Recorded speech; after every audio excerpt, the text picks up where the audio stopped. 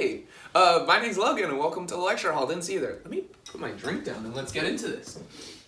So, what is a function? That's what we're covering in today's video. So, by definition, a function, f, is a rule that assigns every element in the set D, D being our domain, all our x values, to exactly one element called f of x in a set E, where E is our range or all of our y values or f of x values. So what does that even mean? Essentially, all we have to do is we have some x that's in our domain and we put it into this rule, this function, this machine f, and it spits us out another digit. It may be the same digit, it may be a different digit, but it's a rule that works for every set in the element. Now that we have the definition of our function, how can we show our function? Well, we can do it verbally by, speaking out loud, hey, y equals x squared, hey. Or we could do it numerically by putting our values in a table.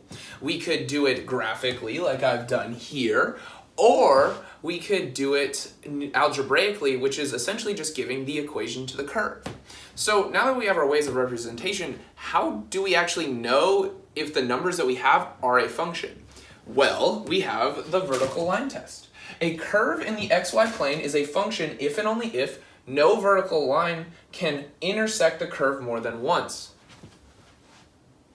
What the fuck does that mean? Well, essentially, that means that we cannot have two separate y values correspond to one x value.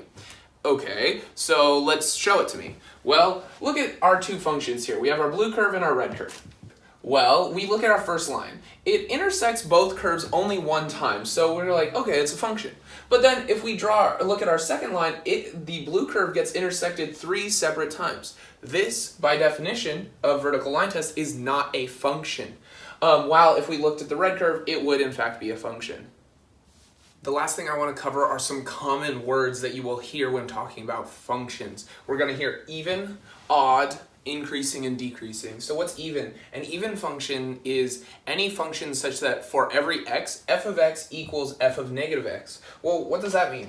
Well, if we look at y equals x squared, negative x and x will give the same y value for every single point. Now for our even function, we have y equals x cubed. And what does this state for odd functions? I said even functions, I meant odd. So now for wow, that sucks. Now for odd functions, f of x is equal to negative f of negative x. What does that mean? Well, we're going to start at 0. They're going to be the same because positive and negative 0 are the same. And then so at 1 corresponds to negative 1. And then 8 corresponds to negative 8. And so on and so forth. Next, we have increasing functions and decreasing functions. What does this mean? Well, an increasing function is any function or I guess it doesn't even have to be across the whole function. It could be across a piece of a function. But f of x1 is less than f of x2 if x1 is less than x2. Where can we see that? Well, we can see it here. It's going up, increasing.